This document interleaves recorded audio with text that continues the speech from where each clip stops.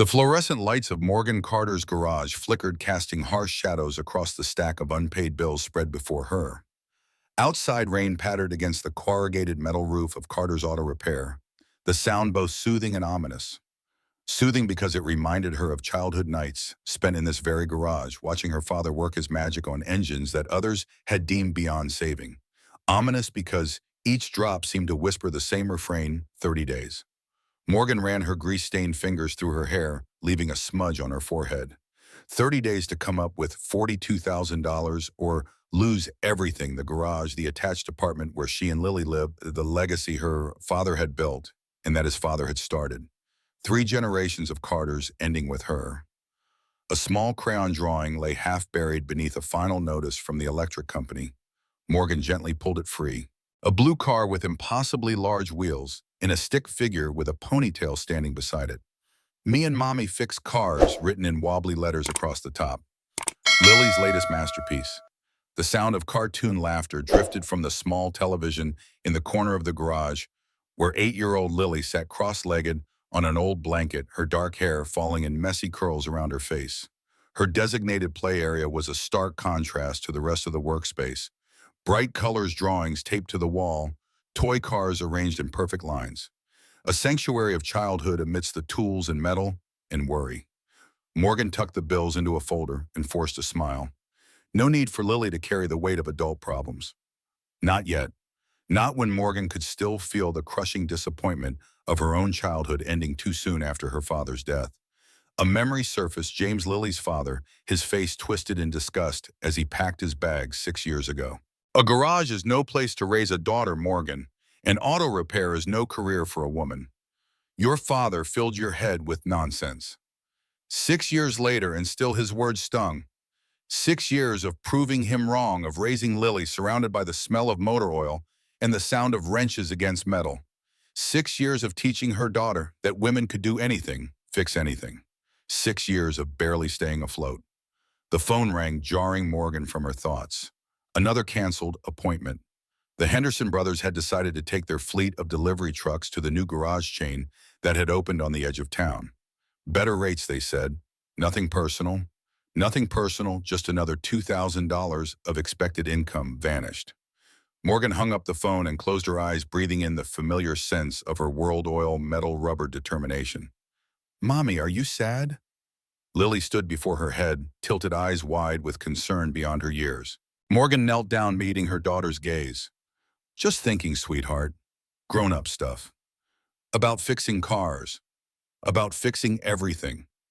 Lily nodded solemnly, as if she understood the weight of the world. "You can fix anything.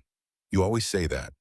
Before Morgan could respond, the distinctive sound of expensive tires on wet gravel announced an unwelcome visitor.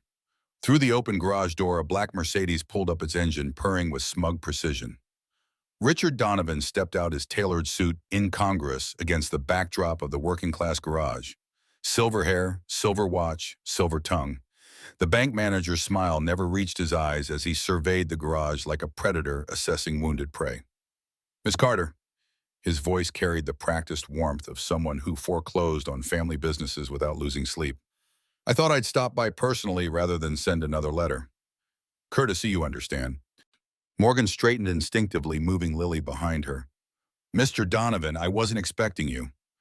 Clearly, his gaze drifted to the grease stains on her overalls, the smudge on her forehead. "I wanted to discuss your situation. The bank has been more than patient." Lily peeked around Morgan's legs, studying the visitor with undisguised curiosity. Donovan noticed his smile tightening. "Perhaps we should speak privately."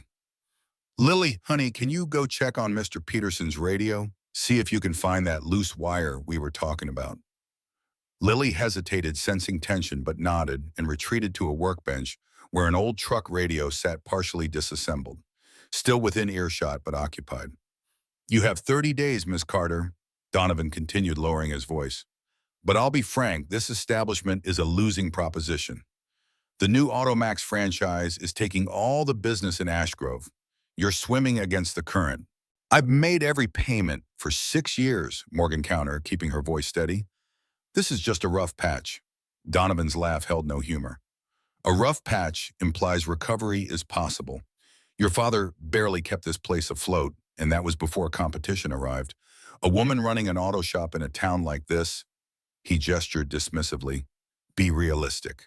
The casual cruelty of his assessment burned, but Morgan maintained her composure. Is there something specific you came to say, Mr. Donovan? Or did you just want to enjoy the view from your high horse? His smile vanished. My son's company is expanding. AutoCorp is looking for locations. They'd give you fair market value for this property enough to clear your debt and start fresh. Something more, suitable for a single mother. From her workbench, Lily's voice piped up. My mommy can fix anything. She's the best mechanic in Ashgrove. Donovan's gaze flickered to the child, then back to Morgan. Children believe in fairy tales. Adults know better. Think about your daughter's future, Miss Carter. What kind of life are you providing here? Morgan's hands curled into fists, but she kept them at her sides. Thank you for your concern about my parenting, Mr. Donovan. 30 days. I'll have your money. He shrugged, turning to leave. I'm trying to help you, Morgan. Your grandfather may have been some kind of mechanical genius, but that gene clearly diluted over generations. Your father could barely keep up, and you... He let the implication hang in the air. Goodbye, Mr. Donovan. He paused at the door. Think about my son's offer. It won't be on the table after foreclosure. The Mercedes pulled away, leaving behind puddles and silence. Lily abandoned the radio and rushed to Morgan's side. Mommy, are we going to lose our home? Morgan knelt again, meeting those worried eyes. Eyes so like her own, like her father's, like her grandfather's, though Lily had never seen photos of him. The Carter eyes darkened, determined. No, baby, we're not going to lose our home. I promise. Well, a promise she had no idea how to keep. This is our legacy. No one is taking it away from us. I heard him say mean things. Lily's voice trembled. About you not being good enough because you're a girl. Morgan's heart twisted. Some people think that way. They're wrong. Women can do anything men can do, sometimes better. And you know what Carter women are, the strongest of all. Lily nodded, but uncertainty lingered in her expression. What's a foreclosure? It's... Morgan searched for words. It's something that's not going to happen to us. Now, did you find that loose wire? Later that night, after tucking Lily into bed in their small apartment attached to the garage, Morgan returned to her office. The ancient computer hummed as she scrolled through online marketplaces, searching for parts she could flip for quick profit. Nothing promising. Then, almost by accident, an ad caught her attention. Vintage engine lot. World War II era parts. Pickup only. Laurel Hollow. The images showed several rusted engines, neglected but potentially valuable to collectors. And Laurel Hollow, that name triggered something. A distant memory of her father mentioning it in connection with her grandfather. Morgan checked her bank balance, $823.47. The listing price, $750. It was madness to spend nearly everything on a gamble. But Donovan's smug face flashed in her mind, along with Lily's worried eyes. Sometimes the biggest risks led to the biggest rewards. Her father had always said that Timothy Carter, her grandfather, could see value where others saw only junk. Morgan clicked purchase before she could reconsider.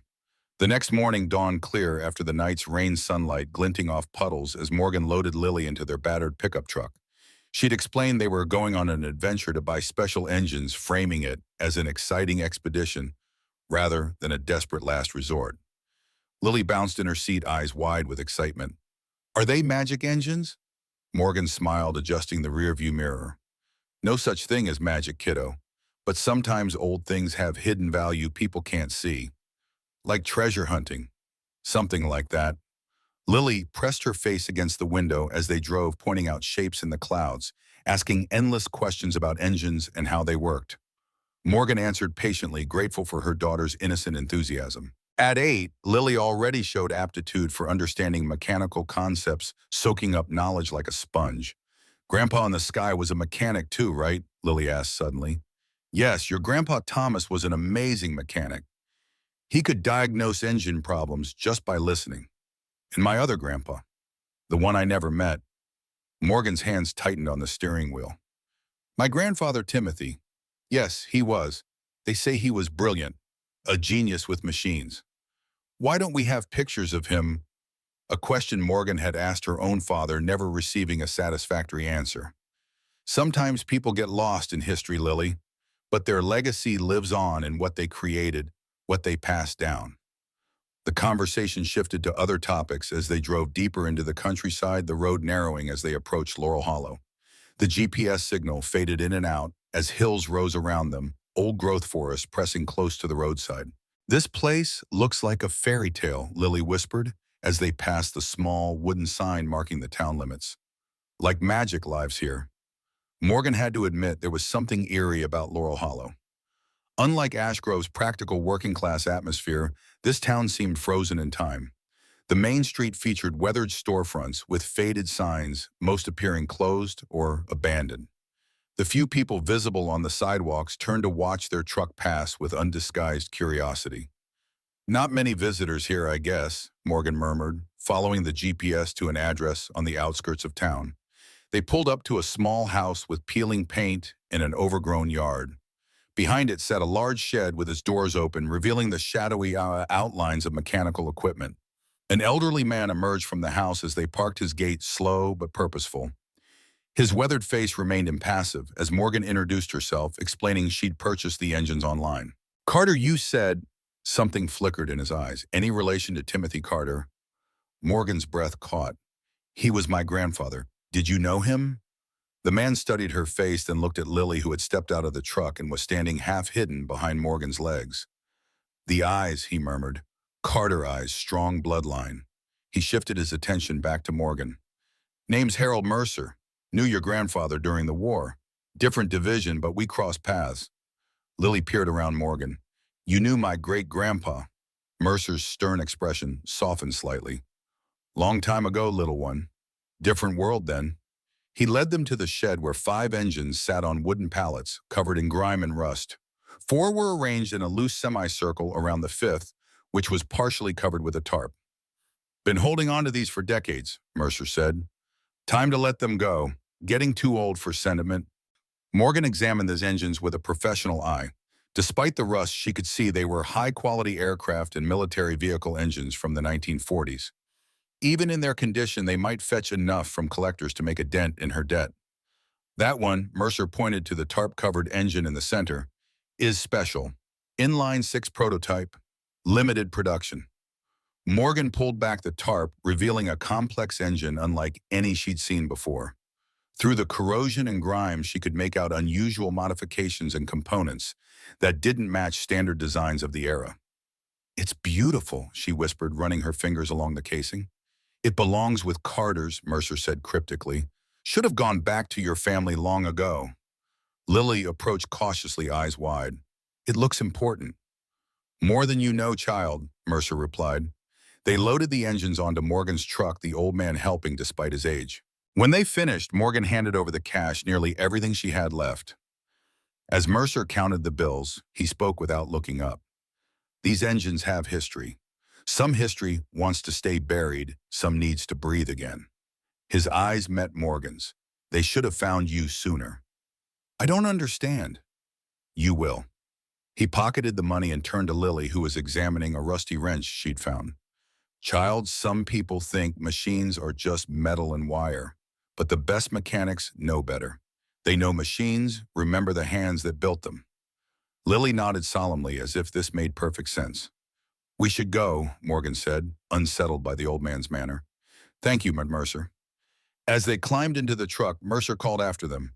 "When it starts humming, don't be afraid. Just listen." Lily waved goodbye as they pulled away. "He was nice. Scary, but nice." "Yes," Morgan agreed, glancing in the rearview mirror at the diminishing figure of Harold Mercer. "Strange, though." They drove through Laurel Hollow's main street again, and Morgan noticed more people watching their truck, specifically watching the engines in the back. An elderly woman crossed herself. A middle-aged man in a postal uniform stared with undisguised recognition. "Mommy," Lily said quietly, "the people here look at us funny." "Small towns can be like that with strangers," Morgan replied, accelerating slightly. "No, they're looking at the engines like they know them." Morgan glanced at her daughter, struck by the observation. "Maybe they do. Mr. Mercer said these engines have history." "Secret history?" Lily nodded confidently. "Like in movies." The drive home was quieter, both lost in their own thoughts. As Ashgrove's familiar landscape appeared, Morgan felt a weight lift, replaced by a new determination.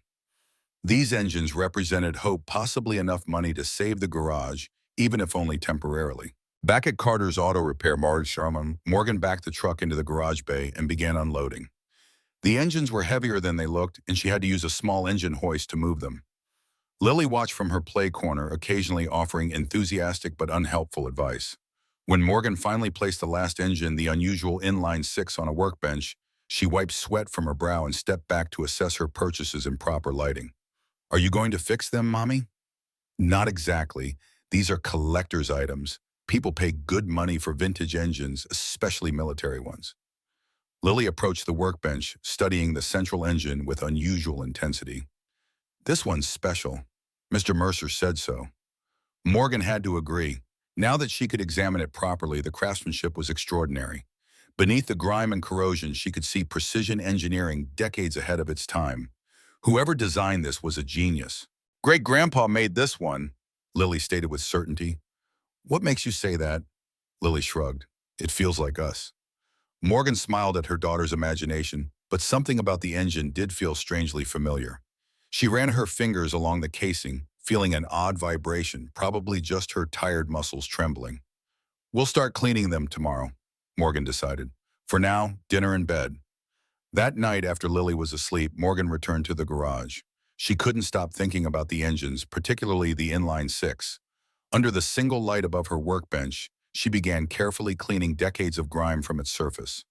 As layers of dirt fell away, she uncovered something unexpected, a small panel on the side of the engine casing that didn't match any standard design. It appeared to be a compartment of some kind, sealed shut with corrosion. Curiosity overrode caution. Morgan worked carefully with penetrating oil and a brass punch, gently loosening the panel without damaging it. Finally, with a soft grinding sound, it came free. Inside was a space that shouldn't exist in an engine, a hollowed-out compartment lined with what appeared to be copper mesh. And nestled within, wrapped in wax canvas turned brittle with age, was a small, leather-bound book. Morgan's hands trembled as she carefully unwrapped it. The leather cover bore faded initials, T.C. Timothy Carter. Her heart pounding, she opened the cover. The first page held a single line of neat handwriting, "Laurel Hollow, 1944, for the days we couldn't speak of." Morgan's breath caught. A journal. Her grandfather's journal, hidden inside an engine for decades. Why would anyone hide a journal inside an engine? And how had it found its way back to her? She turned to the next page, but the garage lights suddenly flickered, startling her. A quick glance at the clock showed it was past midnight. The journal would have to wait until morning. Morgan rewrapped the book carefully and placed it in her office safe. As she turned to leave, she paused, looking back at the inline six engine. In the dim light, it seemed different somehow, less like an inanimate object and more like something waiting. She shook her head at her own fanciful thinking. Lack of sleep and financial stress were affecting her imagination. Still, as she switched off the lights, she couldn't shake the feeling that something had changed, that finding the journal had set something in motion. Morning brought the usual rush of getting Lily ready for school. Breakfast, hairbrushing, lunch packing, all while checking the time to avoid tardiness. Morgan deliberately avoided mentioning the journal, unsure what it contained and whether it was appropriate for 8-year-old ears. After dropping Lily at school, Morgan returned to the garage and retrieved the journal from the safe. In daylight, it looked less mysterious, just an old, well-worn book with yellowed pages. But its contents might explain why her father had rarely spoken of Timothy Carter, why there were no photographs, why his name was mentioned only in passing. The journal's entries began conventionally enough: daily notes about military life, technical drawings of engine components, observations about fellow soldiers. Timothy Carter had been a mechanical engineer assigned to a specialized unit developing new technologies for the war effort. As Morgan read further, the entries became more cryptic. References to Project Widow, a symbol of 3 interlocking circles appearing in margins, coordinates, and locations written in what appeared to be code. Names were often abbreviated to initials, making it difficult to follow who was who. One entry caught her attention. "E.G. believes the resonance patterns could be amplified. I disagree. Some things shouldn't be pushed beyond natural limits. W.D. sides with E.G., of course.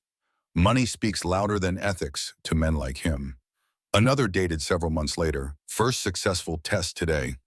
The engine absorbed ambient patterns at 43% efficiency, higher than predicted. M showed unusual sensitivity to the field effects. Must monitor closely. Morgan frowned, trying to make sense of the technical jargon. Was this some kind of experimental engine design? The entries became increasingly paranoid as they progressed. They're watching us now. WDA has convinced command that militarization is the only path forward. EG seems troubled, but won't speak against the colonel. I stand alone. And then, most disturbing, they said never to speak of the engine to destroy it if found. But I couldn't. It's not just metal, it remembers. It hums at night. I swear it knows. Morgan closed the journal unsettled. The writing suggested her grandfather had been involved in something classified, something that had troubled him deeply. But the references to an engine that remembers and hums seemed like the delusions of a man under extreme stress. She glanced at the inline six sitting on her workbench. Just metal and mechanics, nothing supernatural. Yet Harold Mercer's parting words echoed in her mind. When it starts humming, don't be afraid. Just listen. The bell above the garage door jingled, announcing a customer. Morgan tucked the journal away and switched into business mode. Mrs. Henderson needed her Buick's transmission fluid, checked a simple job that Morgan completed efficiently while making small talk about the unseasonably warm weather.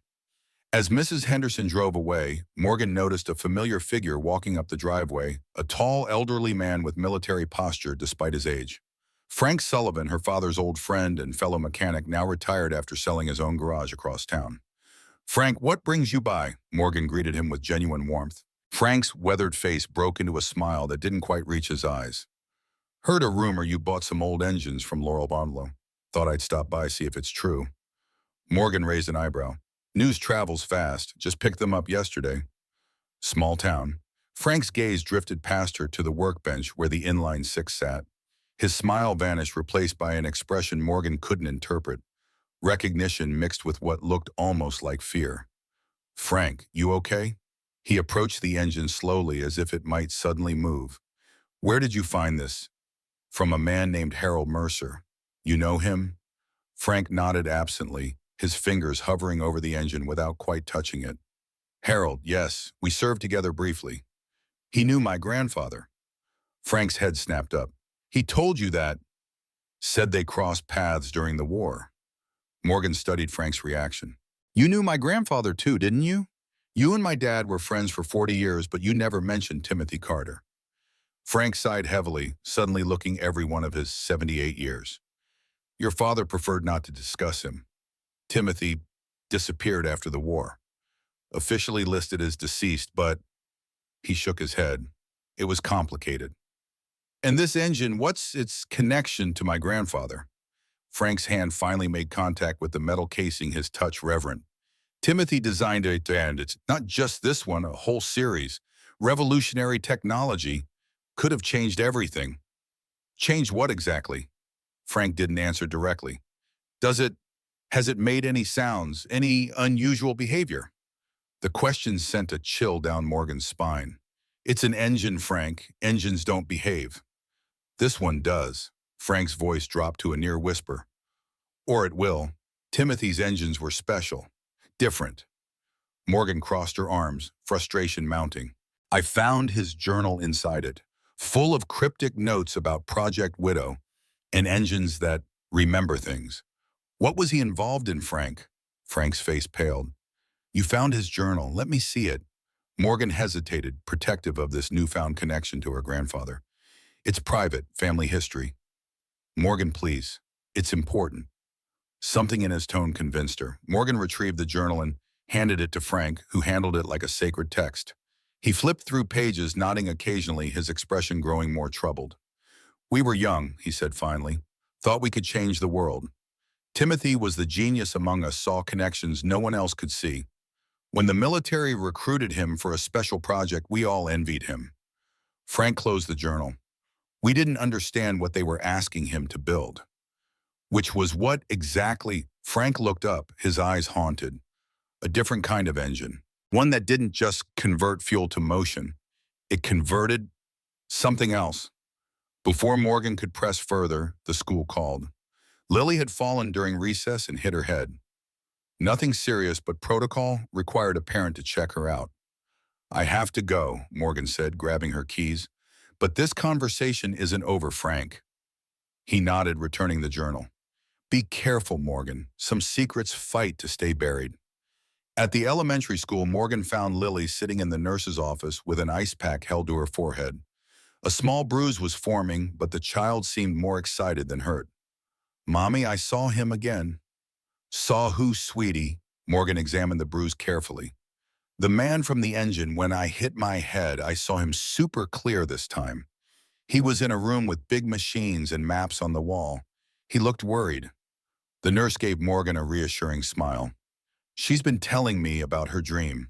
Quite the imagination. Morgan thanked the nurse and led Lily to the truck. What else did you see in this dream? Lily buckled her seatbelt, eyes bright despite the bruise. It wasn't a dream, Mommy. It was like a memory, but not mine. The man, he looks like you, but older, and a boy was writing in a book. The same book you found, he was hiding it in the engine because bad men were coming. Morgan's hands froze on the steering wheel. She hadn't told Lily about finding the journal. What makes you think I found a book? I saw you last night. I got up to get water and saw you in the garage with the special engine. You found a secret door and took out a book. Lily's matter-of-fact tone made it sound perfectly ordinary.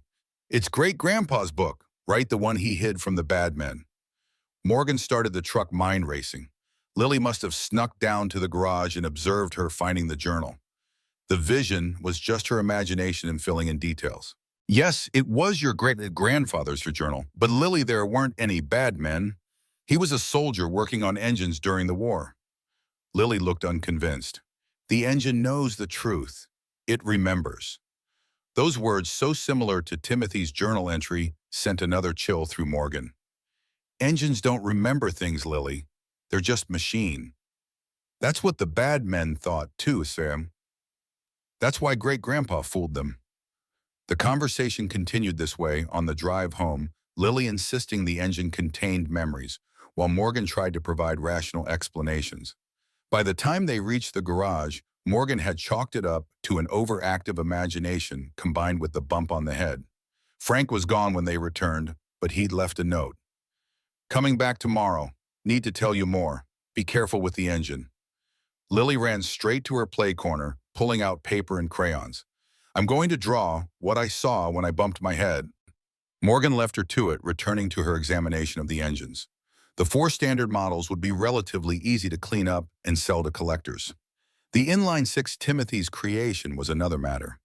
Its unusual design would make it valuable to the right buyer. But Morgan found herself reluctant to part with it now that she knew its connection to her grandfather. As she worked, Morgan kept finding herself distracted by Lily's intense concentration on her drawing. The child's tongue stuck out slightly, her brow furrowed in determination as crayon moved across paper with unusual precision for an 8-year-old. Finally, curiosity won out. Can I see what you're drawing, sweetheart? Lily nodded, holding up her artwork. Morgan's blood ran cold. The drawing showed a man in his 30s wearing what appeared to be a 1940s military uniform. He stood in a laboratory filled with equipment, his hand resting on an engine identical to the inline-6. His face was rendered with surprising detail. For a child's drawing, strong jaw, intense eyes, slight cleft in the chin, it was a face Morgan had never seen in photographs, a face that had never been described to Lily. Yet somehow, impossibly, it was Timothy Carter, with the same distinctive Carter features that Morgan had inherited, the same eyes that looked back at her from the mirror each morning. Lily, Morgan's voice wavered. How did you know what he looked like? Lily shrugged. I told you, I saw him when I bumped my head. The engine showed me. Engines can't show people things. This one can. Lily pointed to the inline-6. Great-grandpa made it special. Morgan took the drawing, studying it more closely. The background details were equally disturbing: equipment that matched 1940s technology, military insignia that appeared historically accurate, and in the corner of the laboratory, a symbol, 3 interlocking circles identical to the one that appeared throughout Timothy's journal. Did you look at the journal, Lily? Did you see this symbol somewhere? Lily shook her head. No, Mommy. The engine showed me. It remembers everything. That night, after Lily was asleep, Morgan returned to the garage journal in hand. She compared Lily's drawing to the technical sketches Timothy had made. The resemblance was uncanny details a child couldn't possibly have invented or copied without seeing the original. Morgan approached the inline-six engine feeling slightly foolish. It was just metal and mechanics, not some supernatural memory device. Yet Harold Mercer and Frank Sullivan, both men who'd known Timothy, seemed to believe otherwise. And now Lily, who had somehow drawn a perfect portrait of a man she'd never seen. "This is ridiculous," Morgan muttered to herself, placing her hand on the engine casing. "You're just an engine. You don't remember anything." But as her palm made contact with the metal, something impossible happened. The garage lights dimmed slightly, and a low, barely audible hum emanated from the engine. Not the mechanical sound of operation, but something more like a tuning fork's resonance. Morgan jerked her hand away and the humming stopped immediately. Heart pounding, she touched the engine again. The hum returned slightly stronger, accompanied by a faint blue glow from between the engine components. What the hell? She was about to pull her hand away again when a sudden flash of imagery filled her mind. Not quite a vision, more like a memory that wasn't hers. A dark hangar, men in uniform, fear, a younger version of Frank Sullivan. And at the center of it all, Timothy Carter, his face etched with determination as he worked frantically on the engine, this engine, while voices shouted in the background. The image vanished as quickly as it had come, leaving Morgan gasping and disoriented. She stumbled backward, knocking over a toolbox that crashed to the floor with a deafening clatter. Moments later, Lily appeared in the doorway connecting the garage to their apartment, rubbing sleep from her eyes. "Mommy, the engine was talking to you, wasn't it?" Morgan couldn't bring herself to deny it. "I saw something. Like a memory flash." Lily nodded knowingly. "It does that. It showed me great-grandpa, too." "This isn't possible," Morgan whispered. "Engines don't store memories." "Great-grandpas do," Lily stated with absolute certainty. "He made them special to remember for the soldiers who wanted to forget." Morgan stared at her daughter. "What do you mean, forget?" "The sad memories. The scary ones from the war. The engine takes them away and keeps them safe." The explanation was childish, yet it resonated with fragments, from Timothy's journal references to absorption rates and field effects. Had her grandfather actually created some kind of device meant to interact with human memory? It seemed impossible, yet the evidence before her suggested otherwise. "Let's get you back to bed," Morgan said gently. "We can talk more about this tomorrow." As she tucked Lily in for the second time that night, her daughter asked sleepily, "Are you going to help the engine tell its story, Mommy?" "I don't know yet, sweetie." "You should. Great-grandpa is waiting for someone to listen. He's been waiting a really long time." Sleep eluded Morgan that night. She lay awake replaying the impossible vision, trying to reconcile it with her understanding of reality. By morning, she had convinced herself it was just extreme stress, combined with suggestion. Frank's cryptic warnings, Lily's imaginative interpretations, and the journal's strange entries had created a perfect storm of psychological suggestion. But rational explanations couldn't account for Lily's drawing. After dropping Lily at school, Morgan called the only person who might have answers. Adeline Winters had been Ashgrove's librarian for over 40 years before retiring. If anyone knew the town's history and its families, it would be her. Adeline agreed to meet at her home, a small but immaculately kept cottage on the outskirts of town. At 84, she remained sharp-minded and observant, her eyes missing nothing as Morgan entered with Timothy's journal. "I was wondering when a Carter would come asking questions," Adeline said, offering tea, "though I expected it would be, 'Your father, may he rest in peace.'" Morgan accepted the tea surprised. "You knew my grandfather." "Not well. I was just a girl when Timothy Carter returned from the war. But in a town this size, everyone knows everyone's business, or thinks they do." Adeline settled into her armchair. "What brought you here after all these years?" Morgan explained about the engines from Laurel Hollow, the hidden journal, and Frank Sullivan's strange reaction. She hesitated before mentioning Lily's drawing and the vision she herself had experienced, uncertain how the elderly woman would receive such unlikely claims. Adeline listened without interruption, her expression giving nothing away.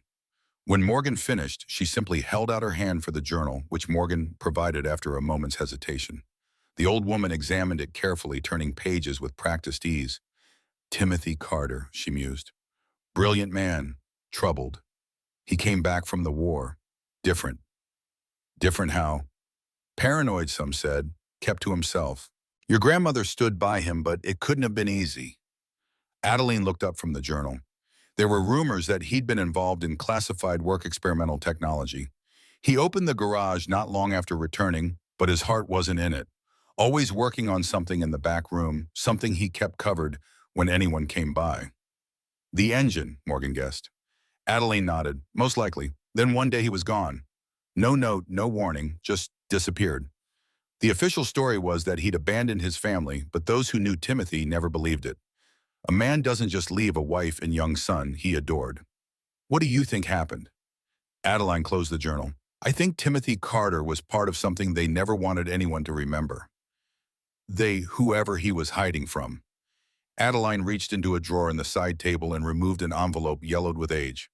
Your father gave me this before he died. Said if anyone ever came asking serious questions about Timothy, I should share it. Morgan accepted the envelope with trembling hands. Inside was a newspaper clipping from 1947. The headline read, Local Mechanic Questioned in Theft of Military Property. The brief article stated that Timothy Carter had been interrogated regarding missing experimental equipment from a classified project he'd worked on during the war. No charges were filed due to insufficient evidence, but the military maintained that the equipment was potentially dangerous in unauthorized hands. They never found what they were looking for, Adeline said quietly, and Timothy vanished 3 days after this article was published. Morgan stared at the grainy newspaper photo of her grandfather being escorted from a government building, his face set in defiant lines. He stole the engines. Or protected them, Adeline countered. Depends on your perspective. And from what? That's the question, isn't it? Adeline leaned forward. Now tell me about this vision you experienced when touching the engine. Morgan hesitated, then described the flash of imagery, the hangar, the men in uniform, the sense of urgency and fear. Adeline nodded thoughtfully. And your daughter drew a man she's never seen, with details she couldn't have known. It's not possible, Morgan insisted. Tashad. Engines don't store memories. Conventional engines, no. Adeline's gaze was steady. But we're not talking about conventional technology, are we? Timothy Carter was brilliant beyond his time. Who knows what he might have created, especially with military resources behind him. You believe it?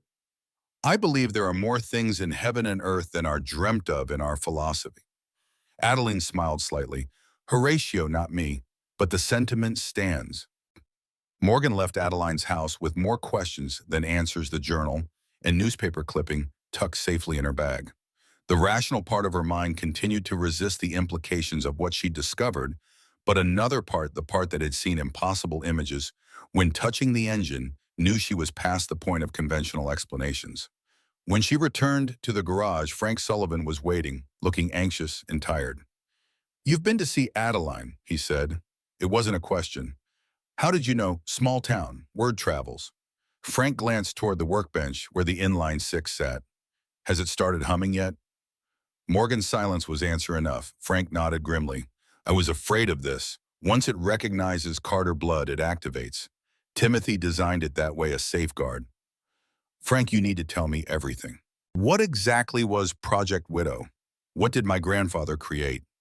Frank sank onto a stool, suddenly looking every day of his 78 years. It started as a medical project. Timothy had this theory that traumatic memories created specific electromagnetic patterns in the brain.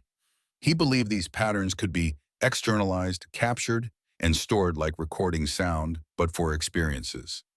That's impossible. So we all thought. But Timothy, he saw connections others missed. The military was interested in his theory, not for the reasons he intended, of course. They wanted to weaponize it. Weaponize memories, how? Frank's expression darkened. If you can extract traumatic memories, you can also implant them. Imagine a weapon that could make enemy soldiers relive their worst fears, their most painful experiences all at once. Psychological warfare on an unprecedented scale. Morgan felt sick. And my grandfather built this. He built the prototype memory capture device disguised as an engine to avoid suspicion. But when he realized how they planned to use it, he sabotaged the project, reprogrammed the engines to only respond to his genetic signature, then stole them before the final phase of testing, and hid them in Laurel Hollow, Morgan concluded. Frank nodded. Harold Mercer helped him. They distributed the engines to trusted friends, people who would keep them hidden. The military searched for years, but never found them all. He gestured to the inline six. This was the primary unit, the most advanced prototype. Timothy kept it with him until the end. What happened to him, Frank? Did they find him? Frank's eyes glistened with unshed tears. I don't know. He contacted me one last time in late 47, said he had to disappear completely, said they were closing in and he wouldn't risk his family getting caught in the crossfire. He wiped his eyes with a weathered hand. Your grandmother received divorce papers a month later signed by Timothy, but almost certainly forged. The military wanted to close the case, make it look like he'd simply abandoned his responsibilities. Morgan tried to process this revelation. Her grandfather hadn't abandoned his family, he'd sacrificed his life with them to protect them. And now, decades later, his creation had found its way back to her. Why is it showing us these memories? Lily saw him, drew him perfectly. I saw a moment from the past when I touched it. The engines don't just store memories, they connect with the consciousness of those who interact with them. Timothy designed them to recognize his descendants. He must have imprinted specific memories for his family to find someday. A chill ran down Morgan's spine. You're saying he left messages for us across time. I'm saying Timothy Carter was the most brilliant man I ever knew, and he wouldn't have gone into hiding without leaving a way for the truth to be found eventually. The bell above the garage door jingled, interrupting their conversation. Morgan turned, expecting a customer, but instead found Richard Donovan standing in the doorway, his expensive suit incongruous in the working-class garage. Ms. Carter, he began smoothly, I've been considering our conversation yesterday and I wanted to. He stopped abruptly, his gaze fixed on the inline six engine. All color drained from his face. Mr. Donovan, Morgan asked, alarmed by his reaction. Donovan took an involuntary step backward. Where did you get that? Frank stood up, moving protectively toward the engine. Hello, Richard. Been a long time. Donovan's eyes narrowed as he recognized Frank. Sullivan, I should have known you'd be involved if one of those damned devices surfaced. Morgan looked between the two men. You know about the engines? My father was Colonel William Donovan, Richard said stiffly. He oversaw Project Widow until your grandfather sabotaged it and stole millions in military property. Frank snorted. William Donovan saw dollar signs where Timothy saw a chance to help soldiers heal. He'd have turned those engines into torture devices if Timothy hadn't stopped him. Lily's voice came from the doorway to the apartment. The engine doesn't like him, Mommy. It remembers he's from the bad men. All three adults turned to see Lily standing there, clutching her drawing of Timothy. Morgan hadn't heard her come home. The elementary school must have had an early dismissal she'd forgotten about. Donovan's gaze shifted to the child, then to the drawing in her hands. His already pale face went ashen. That's Carter. How does she know what he looked like? Before Morgan could answer, Lily walked purposefully toward the inline six engine. It's okay, I'll show him. Lily, don't, Morgan began, but it was too late. The 8-year-old placed her small hand on the engine casing. Immediately, the now familiar hum filled the garage louder than before. The blue glow between the engine components intensified, casting eerie shadows across the walls. Richard Donovan staggered backward as if struck. No, turn it off! But Lily kept her hand firmly on the engine, her expression serene despite the fear emanating from Donovan. The banker's eyes widened in terror, fixed on something no one else could see. You're seeing him, aren't you? Lily asked calmly. Great-grandpa is showing you the truth. Donovan clutched his chest, breathing heavily. Make it stop! Morgan rushed to Lily, intending to pull her away from the engine, but Frank caught her arm. Wait, the engine won't harm her, she's Carter blood. But Donovan? He's seeing what Timothy wanted the Colonel's family to see. As they watched, Donovan fell to his knees, his eyes still fixed on invisible horrors. Sweat beaded on his forehead, and his breathing came in ragged gasps. Finally, with a strangled cry, he scrambled to his feet and fled the garage, nearly colliding with the doorframe in his haste. Lily removed her hand from the engine, and the humming gradually subsided. The blue glow faded, leaving the garage in normal light once more. What did you do? Morgan asked, kneeling beside her daughter. Lily smiled innocently. I didn't do anything, Mommy. The engine showed him what happened. The real story, not the lie, his daddy told him. Frank approached slowly, his expression a mixture of awe and concern. What did you see, Lily? When you touched the engine, what did it show you? Great-grandpa standing up to the mean colonel, saying no when the colonel wanted to hurt people with the memory engine. Lily looked up at Morgan. He was brave, Mommy, like you. Morgan hugged her daughter tightly, still trying to process what had just happened. Richard Donovan, the man threatening to take away their livelihood, had fled in terror after Lily activated the engine. Whatever he'd seen had shaken him to his core. Frank, Morgan said quietly over Lily's head. What happens now? Donovan knows about the engine. He'll tell someone. Frank's expression was grim. Maybe. Or maybe what he saw will keep him quiet. Either way, we need to find the other engines. If one is activated, the others will too. Timothy designed them to work in concert. Each contains pieces of the whole story. The other engines, Morgan frowned. You mean the four I bought with this one? No, those are ordinary military engines that camouflage Timothy used to hide his creations. There are 5 memory engines in total, each containing different aspects of Project Widow. We need to find them all before someone else does. Morgan looked down at Lily, then at the inline 6 that had already turned their world upside down. How do we find them? The journal, Frank replied. Timothy would have left clues. Map coordinates, coded messages, something only a Carter would understand. Morgan thought of the cryptic entries, the symbol of 3 interlocking circles, the coordinates that seemed meaningless without context. Her grandfather had left breadcrumbs across time, trusting that someday someone with his blood would follow them. We'll need help, she decided. Someone who can decipher old codes, make sense of the journal. I know someone, Frank said, a historian who specializes in World War II technology. Trustworthy. Lily tugged at Morgan's hand. I can help too, Mommy. The engine talks to me. Morgan smiled despite her anxiety. Yes, sweetheart, you're going to be very important in this. As Frank made calls and Lily returned to her play corner to create more drawings, Morgan found herself standing before the inline 6 engine. This machine, this impossible device, had upended her understanding of reality in less than 48 hours. Yet something about it felt right, as if a missing piece of her identity had finally clicked into place. She placed her hand on the casing, bracing for another vision. The hum came softer this time, almost gentle. The blue glow pulsed in rhythm with her heartbeat, and in her mind, a single image formed Timothy Carter looking directly at her across a decade's his eyes. Her eyes filled with a mixture of sorrow and hope. A voice that wasn't quite sound whispered in her consciousness, find them all. Remember for those who cannot. The vision faded, leaving Morgan with tears streaming down her face and an unshakable certainty. Her grandfather had left a legacy far beyond a family garage. He had created something revolutionary, something dangerous in the wrong hands, but potentially healing in the right ones.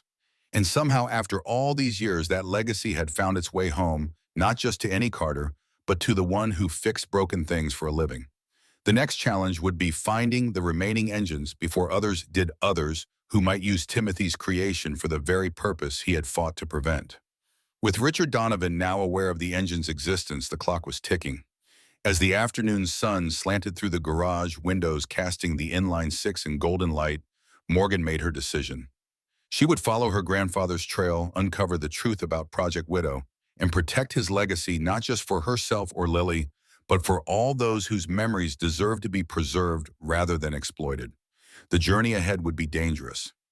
Powerful people had sought these engines for decades, but Morgan Carter had something they didn't, the blood of the man who had created them, and a child who could hear their whispers.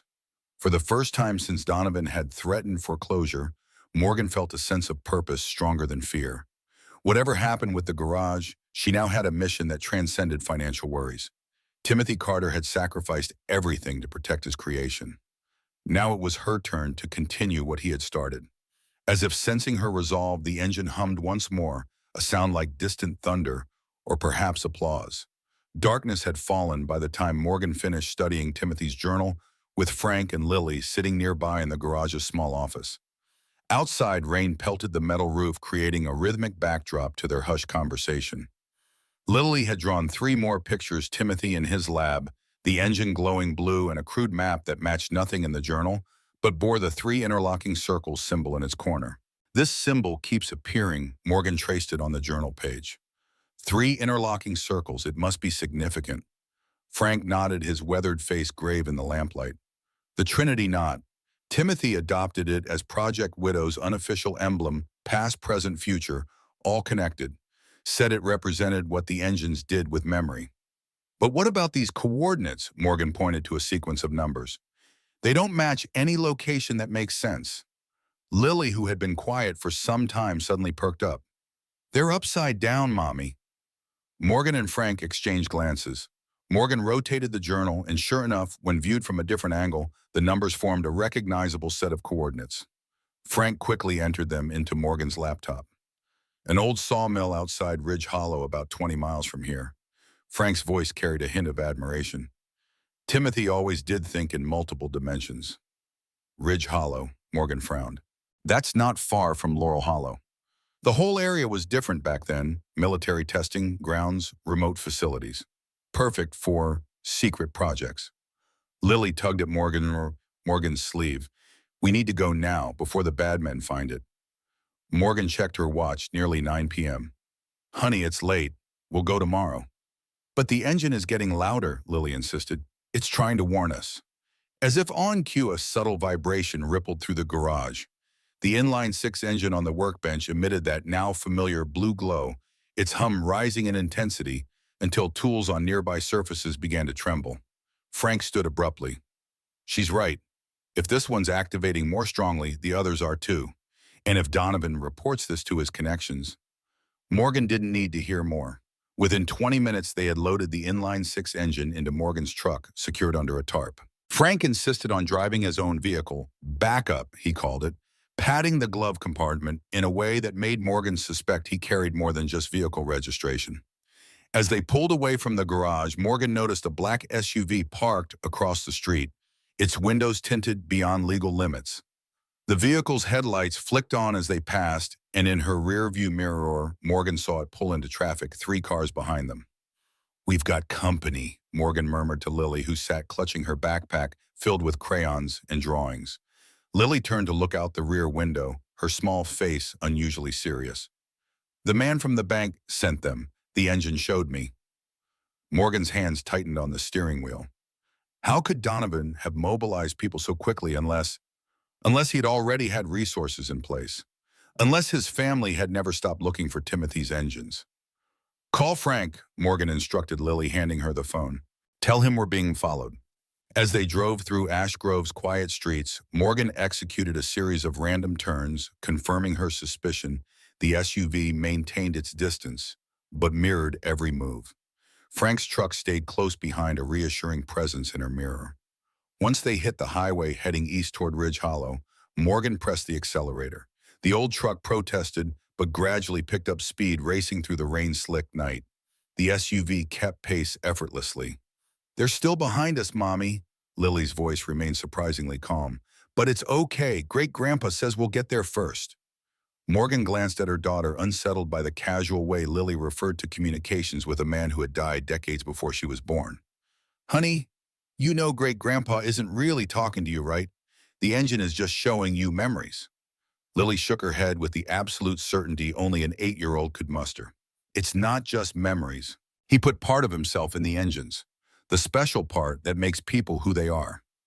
The implications of that statement sent a chill down Morgan's spine. Had Timothy somehow encoded more than just recordings into these devices? Frank had described them as memory storage, but what if they were something more, consciousness preservation, decades before such concepts entered even science fiction? The rain intensified as they left the main highway, following a winding country road toward Ridge Hollow.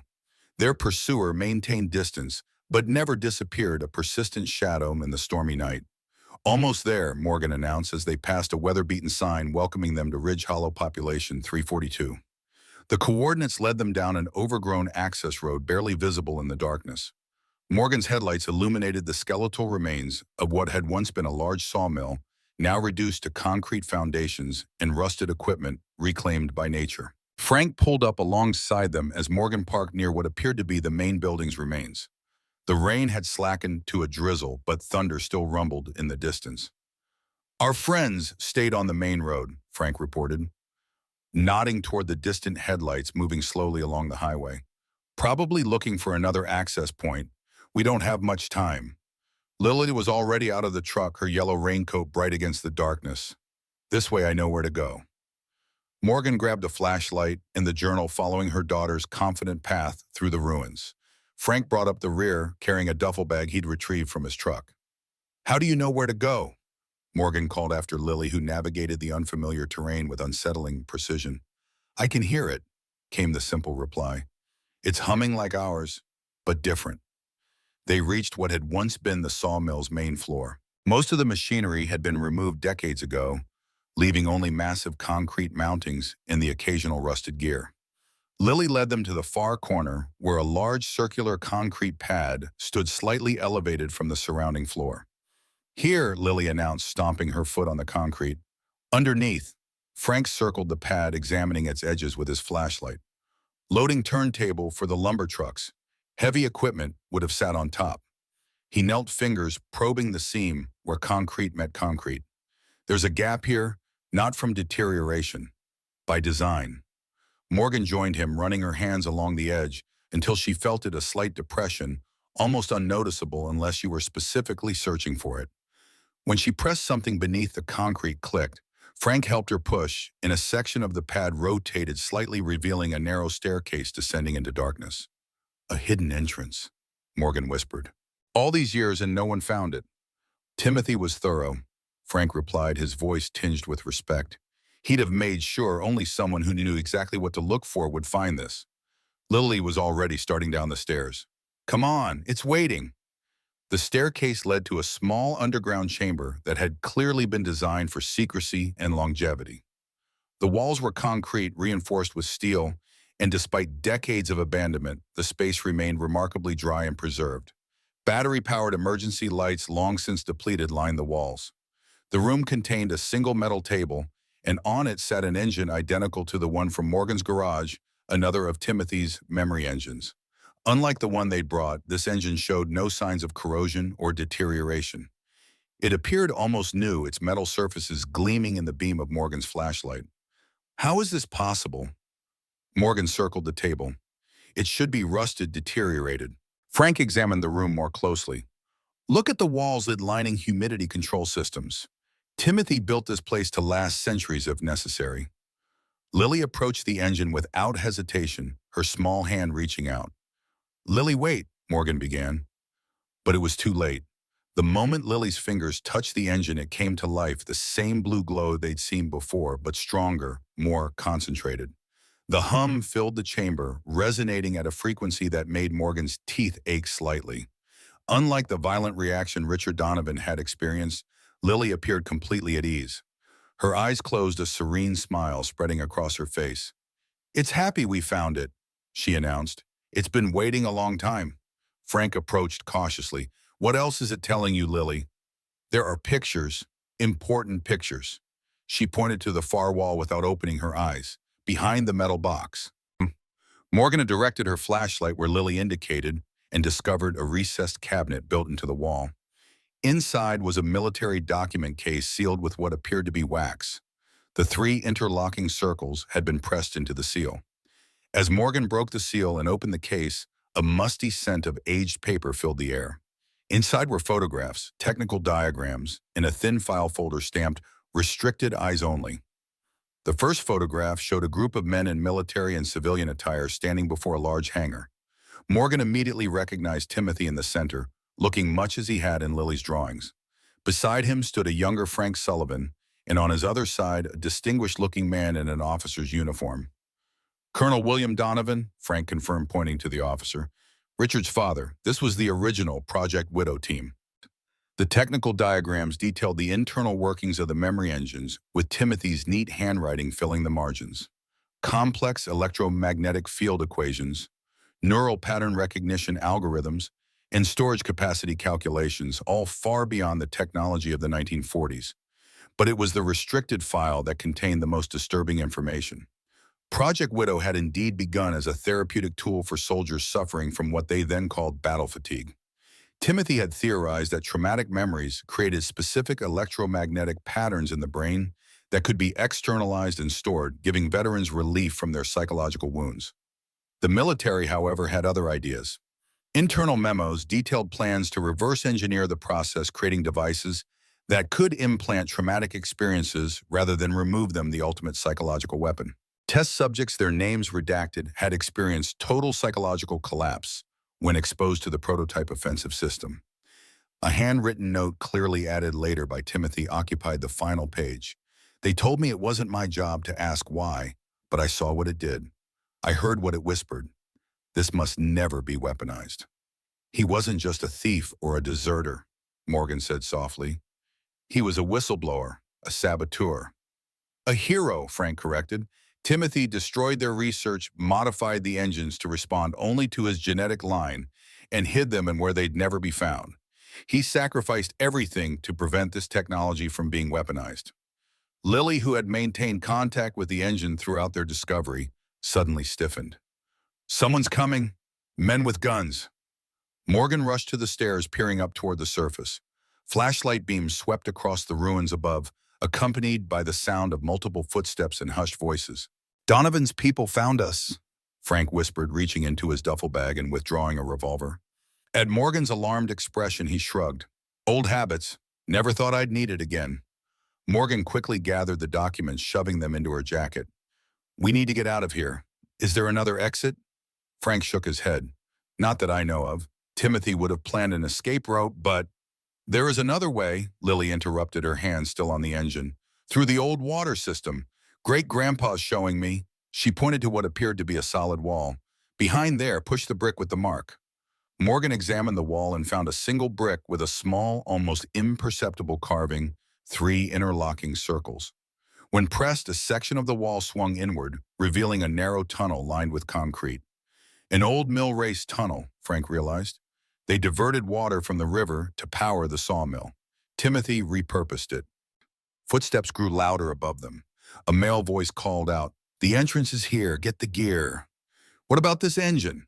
Morgan gestured to the pristine device on the table. "We can't leave it for them." Frank nodded grimly. "I'll hold them off. You and Lily take the engine through the tunnel. I'll catch up." Morgan wanted to argue but knew there wasn't time. With Frank's help, she detached the engine from its mount and hoisted it, surprisingly lightweight for its size. Lily led the way into the tunnel, guided by whatever vision the first engine had shared with her. The tunnel stretched ahead into darkness, the beam of Morgan's flashlight revealing a narrow path alongside what had once been a water channel, now dry and filled with decades of debris. They moved as quickly as possible, the engine growing heavier in Morgan's arms with each passing minute. Behind them, muffled shouting echoed from the chamber, followed by what sounded like Frank's voice raised in challenge. Then a gunshot, the sound amplified in the confined space of the tunnel. Morgan froze, torn between protecting Lily and helping Frank. Before she could decide, Lily tugged urgently at her sleeve. "Keep going, Mommy. Uncle Frank will be okay." "How do you know that, Lily?" "Great-grandpa says so." Another gunshot echoed through the tunnel, followed by several more in rapid succession. Morgan hesitated only a moment longer before continuing forward, the weight of the engine straining her muscles. After what seemed like an eternity, the tunnel began to slope upward. Eventually, they reached what appeared to be a dead end, but Lily confidently pressed against a section of the ceiling. A trapdoor swung upward, revealing star-filled sk. They emerged into the forest about a quarter-mile from the sawmill ruins. In the distance, multiple flashlights moved among the crumbling structures, accompanied by shouted commands. "We need to get back to the truck," Morgan whispered, setting down the engine momentarily to catch her breath. Lily shook her head. "They're watching the trucks. We need to go this way." She pointed deeper into the forest. "There's a road on the other side." Morgan hoisted the engine again, following her daughter's lead. Lily navigated the forest with uncanny precision, avoiding obstacles in the darkness that Morgan could barely see even with her flashlight. Finally, they reached a narrow dirt road where, incredibly, a vehicle was already waiting, Frank's truck, idling quietly in the darkness. Frank himself emerged from the shadows a moment later, limping slightly, but otherwise unharmed. "Got here just before you. Took the main tunnel while they were distracted." We heard gunshots. Morgan helped load the second engine into the truck bed beside the first. Frank grimaced. "Had to discourage their pursuit. Don't worry, nobody's dead, can't say the same for their equipment." He held up what appeared to be a shattered radio. "This buys us some time, but not much. They'll have backup." As they drove away from Ridge Hollow on back roads, Morgan studied the documents they'd recovered. One particular photograph caught her attention: Timothy, standing beside what appeared to be a map with 5 locations marked by the now familiar 3-circle symbol. 5 engines, Morgan realized. We have 2. There are 3 more out there. Frank nodded grimly. And now we're in a race to find them before Donovan's people do. Who were those men, Frank? They seemed too organized, too professional to be private security. Frank's expression darkened. Military contractors, most likely. William Donovan maintained connections with certain government divisions even after Project Widow was officially terminated. Those connections would have passed to Richard. So the government is still after these engines, after all these years. Not officially. Black budget operations, deniable assets. The kind of people who clean up loose ends from classified projects. They've probably been watching for signs of the engines resurfacing for decades. Lily, who had been unusually quiet, suddenly spoke up from the back seat. We need to go to the big water. That's where the next one is. Big water, Morgan turned to her daughter. What do you mean? A lake with a weeping tree. The engine is showing me. Frank and Morgan exchanged glances. Willow Lake, Frank suggested. About 30 miles south of here. There's an old recreation area that was popular in the 40s. The journal mentioned a willow tree, Morgan recalled. Something about where water meets earth, where the weeping willow bends over the forgotten valley. The first light of dawn was breaking as they reached Willow Lake. The recreation area, Frank remembered, had long since been abandoned. The picnic grounds reclaimed by nature, and the boathouse collapsed into the water. A massive willow tree dominated the shoreline, its branches trailing into the still water. No signs of pursuit, Frank noted, scanning the area. But we shouldn't linger. Lily was already out of the truck, heading straight for the willow tree. The 2 engines in the truck bed had begun humming in unison, as their blue glow visible even through the tarp covering them. They're talking to the one under the tree, Lily called over her shoulder. They're waking it up. Morgan followed her daughter, journal in hand. According to Timothy's writings, each engine stored different aspects of Project Widow technical specifications, personnel records, test results, and his own observations. Together, they contained the complete truth about what had happened and why he had taken such drastic action. Beneath the willow, Lily knelt at the water's edge, her fingers trailing in the lake. It's in there, Mommy, under the water. Frank examined the shoreline, nodding slowly. The water level's higher now than it would have been in the 40s. This whole area was probably dry land when Timothy hid the engine. Morgan rolled up her sleeves. Only one way to find out. The water was shockingly cold as Morgan waded in, following Lily's directions. About 15 feet from shore, the lake bottom changed from mud to something solid concrete. Morgan dove beneath the surface, her hands exploring what felt like a small structure submerged in the silt. She surfaced, gasping. There's something down there, like a small concrete bunker, but I can't see how to open it. The circles, Lily called from shore. Look for the circles. Morgan dove again, her fingers methodically searching the concrete surface. Finally, she felt it: 3 circular depressions arranged in the familiar pattern. When she pressed them in sequence, something beneath the silt shifted. A section of the concrete slid open, revealing a watertight compartment. Inside, protected by what appeared to be a vacuum-sealed case, was the 3rd engine. Morgan struggled to shore with her prize, the sealed case surprisingly buoyant. Frank helped her onto dry land, and together they opened the case. This engine differed slightly from the others, smaller, with additional components attached to its sides. Unlike the 2nd engine, this one showed signs of age, though it had been protected from the worst effects of time by its waterproof container. Lily approached without hesitation, placing her hand on the newly discovered engine. Immediately, all 3 engines began to hum in harmony, their blue glow intensifying. The sound resonated at a frequency that made the air itself seem to vibrate. Frank backed away slightly. They're syncing up, establishing a network. Timothy designed them to share information when in proximity to each other. Lily's expression became distant, her eyes unfocused, as if seeing something beyond the physical world. This one has the names, all the people who were hurt, all the ones who helped hide the engines. Morgan placed her hand beside Lily's, and instantly images flooded her mind. Faces, documents, locations.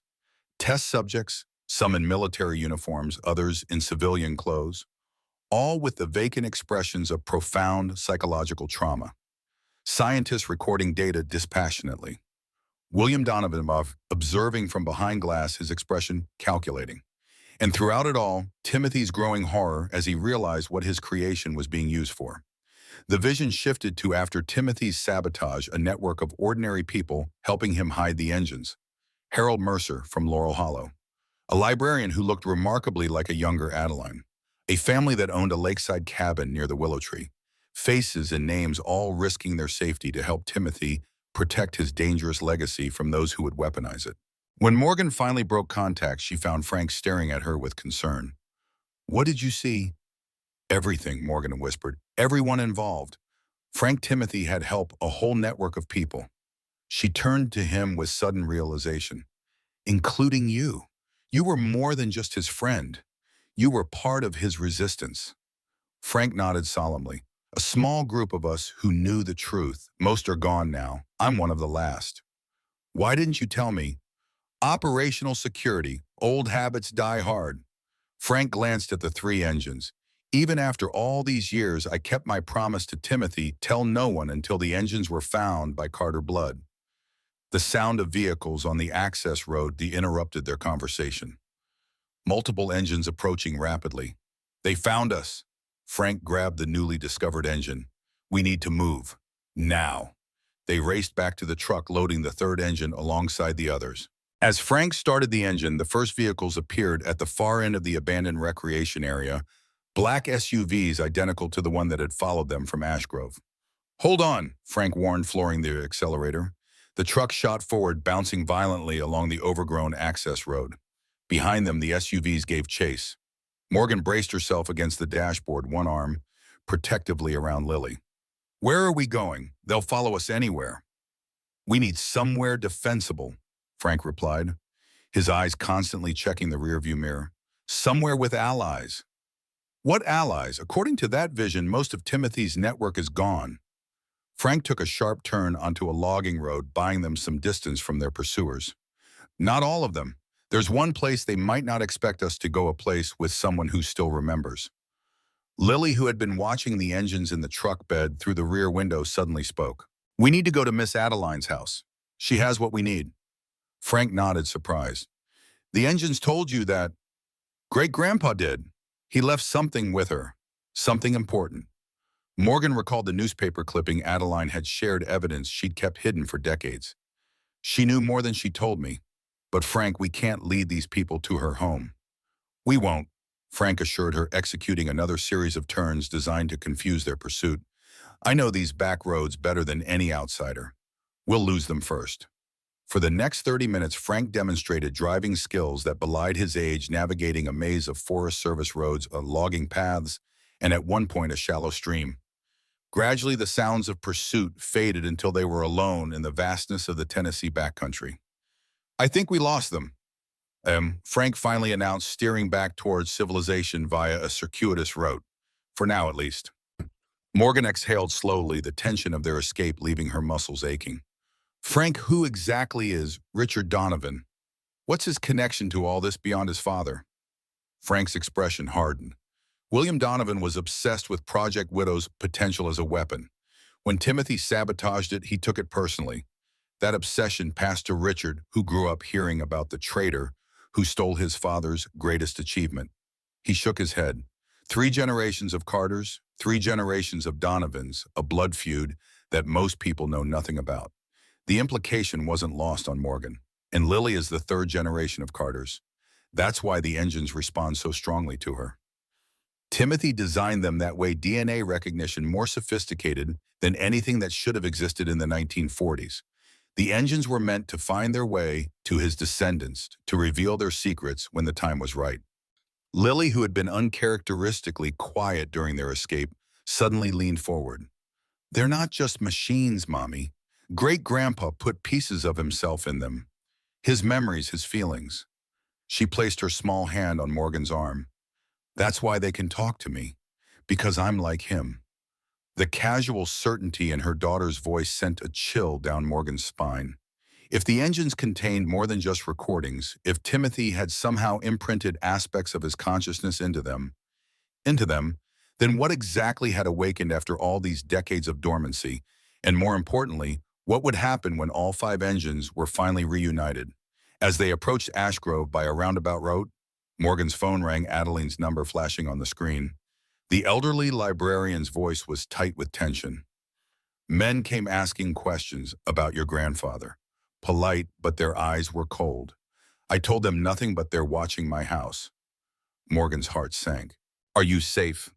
For now, but there's something you need, something I've kept hidden for 40 years. Timothy left it with me for safekeeping, to be given only to someone with Carter eyes who came asking the right questions. What is it? Not over the phone. Meet me at the old church on Blackberry Road, the one that closed in the 80s. 1 hour. The line went dead before Morgan could respond. Frank nodded when Morgan relayed the conversation. Smart woman. The old Methodist church is isolated enough for privacy, but public enough that they wouldn't risk an open confrontation. An hour later, they pulled into the gravel parking lot of the abandoned church. The white clapboard building had seen better days, its paint peeling and several windows boarded over, but it remained a dignified presence against the backdrop of encroaching forest. Adeline's ancient Oldsmobile was already parked beside the front steps. The elderly woman herself sat in one of the weathered pew benches that had been moved outside, a wooden box clutched in her lap. As they approached, Morgan noted how frail Adeline looked in the midday light, frailer than she had appeared just days ago. The weight of secrets kept for decades seemed to have settled more heavily on her shoulders. You found them. Adeline nodded toward the truck where the tarp-covered engines hummed faintly. Timothy always said they'd find their way home eventually. Frank helped her stand, supporting her elbow with gentle familiarity. It's good to see you, Adeline. Been too many years. Indeed, it has. Francis Sullivan. A hint of their old connection flickered in her eyes. Though I always knew you'd return when the engines did. Lily approached without the hesitation most children show around the very elderly, taking Adeline's free hand. You have the key, the one great-grandpa gave you. Adeline's eyebrows rose slightly. The child has the gift, just as Timothy predicted. She held out the wooden box to Morgan. He entrusted this to me in 1947, the night before he disappeared. Said to keep it until someone with Carter eyes came looking for answers. The box, crafted from polished walnut with brass fittings, bore the familiar three-circle symbol inlaid in silver on its lid. When Morgan opened it, she found a sealed envelope and what appeared to be an ornate key unlike any she'd ever seen, not metal, but some composite material with intricate patterns etched into its surface. What does it open? Morgan turned the strange key in her hands. The final engine, Adeline replied, the one that contains the truth even Timothy was afraid to face. The envelope inside the walnut box contained a single sheet of paper, brittle with age, its typed words faded but still legible. Final engine location and protocol, read the heading, followed by coordinates and a series of cryptic instructions. Coordinates point to McAllister Cave, about 30 miles west of here. Frank studied the paper over Morgan's shoulder. Deep limestone cave system. Some parts haven't been fully mapped, even today. Adeline nodded, her frail fingers tracing the three-circle symbol on the box. Timothy chose his hiding places, carefully earth-water, and now stone, the elements that endure. Morgan studied the strange key, its composite material catching the light in ways that seemed almost unnatural. And this opened something in the cave, the vault containing the fourth engine, Adeline confirmed. Though Timothy was very clear the fifth would find you on its own when all others were awakened. Lily, who had been examining the engines in the truck bed, suddenly called out, "They're getting louder. They know we're close to finding the others." She was right. The hum emanating from the three engines had intensified their blue glow, visible even through the tarp covering them. Small arcs of energy like miniature lightning crackled between them, connecting the devices in a web of light. Frank moved toward the truck with sudden urgency. "We need to get moving. That energy signature will be visible for miles to anyone with the right equipment, which these people definitely have." Morgan ushered Lily back toward the vehicle. Adeline caught Morgan's arm, her grip surprisingly strong for someone her age. "You must understand what you're awakening. These aren't just storage devices. Timothy found a way to externalize consciousness itself, memory, emotion, identity, the core of what makes us human. So when Lily says she's talking to my grandfather, she is." Adeline's eyes held absolute certainty. Not a recording, not a simulation, a fragment of Timothy Carter himself preserved across time. The implications staggered Morgan. How is that possible? The technology didn't exist, still doesn't exist. Timothy saw connections others missed, Frank interjected. Quantum entanglement consciousness as a field rather than a product of neurochemistry. He was decades ahead of theoretical physics, perhaps centuries. Adeline pressed the box firmly into Morgan's hands. Find the remaining engines. Complete what Timothy started. But be prepared, the truth in that final engine will change everything you think you know about your grandfather and yourself. The sound of approaching vehicles ended their conversation. Two black SUVs appeared at the far end of the church access road, moving deliberately toward them. Go, Adeline urged. I'll delay them. Morgan hesitated. They could hurt you. An 84-year-old former librarian with arthritis, Adeline smiled wryly. I've kept secrets for 40 years. I can manage 10 more minutes. They had no choice. As Frank guided the truck away via a maintenance path behind the church, Morgan watched through the rear window as Adeline settled calmly on the bench, awaiting their pursuers, with the dignified patience of someone who had nothing left to fear. The path eventually connected to a logging road, which in turn led to a state highway heading west. No pursuit materialized. Adeline had apparently succeeded in delaying them. McAllister Cave is in the National Forest, Frank explained as they drove. Popular with spelunkers and rock climbers, but the deeper sections are restricted without permits. Morgan studied Timothy's instructions. These directions lead to an unmarked entrance, not the public one. Typical of my grandfather, hiding in plain sight, but just out of view. Lily had fallen uncharacteristically quiet, her attention fixed on the engines in the truck bed. When Morgan checked on her, she found her daughter's eyes half closed, her expression one of intense concentration. Lily, are you okay? The child blinked slowly as if returning from somewhere distant. The engines are getting stronger. They're remembering more, showing me things. What kinds of things? Great-grandpa's last days. He was scared but brave. He knew they were coming for him, but he had to finish hiding the engines first. Lily's voice took on an oddly adult cadence. The fourth engine holds the weapon designs, what they wanted to build. The fifth contains his final message. Morgan exchanged concerned glances with Frank. The lines between Lily's personality and whatever consciousness resided in the engines seemed to be blurring. Was this Timothy's influence bleeding through or something else? We should be careful about how much contact she has with the engines, Morgan whispered to Frank. I'm worried about the effect on her. Frank nodded grimly. Timothy never intended for a child to be the primary conduit. The engines were designed to connect with adult minds, minds that could contextually process the information without being overwhelmed. Then why are they responding so strongly to her? Purity of genetic connection, perhaps, or the natural psychic receptivity of children. Frank's weathered face creased with concern. Either way, we should limit her exposure once we reach the cave. McAllister Cave's official entrance featured a ranger station and educational signage about the limestone formations within. But Timothy's directions led them past this tourist-friendly facade, following a barely visible trail that wound through dense forest for nearly a mile before terminating at an unremarkable rock face. This can't be right. Morgan examined the solid limestone before them. There's no entrance here.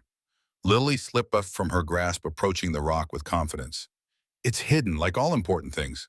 She placed her palm against a section of stone that appeared no different from the rest. Here, push here. Morgan pressed against the indicated spot, feeling nothing at first. But when she leaned her full weight against it, a section of the seemingly solid rock face pivoted inward, revealing a narrow passage sloping downward into darkness. Timothy modified an existing side passage, Frank explained, retrieving flashlights from his pack, sealed it off from the main cave system, and created this hidden entrance. The passage descended steeply, its walls smooth and clearly modified beyond natural formation. After about 50 yards, it opened into a larger chamber, where evidence of human intervention became unmistakable: concrete reinforcements, steel support beams, and what appeared to be 1940s-era electrical conduits running along the ceiling. Another bunker. Morgan ran her flashlight across the chamber, like the one under the sawmill, but bigger. And the chamber contained various remnants of scientific equipment, empty cabinets, metal tables bolted to the floor, instrument panels long since dead. At its center stood a cylindrical structure resembling a vault approximately 7 feet tall and 4 feet in diameter.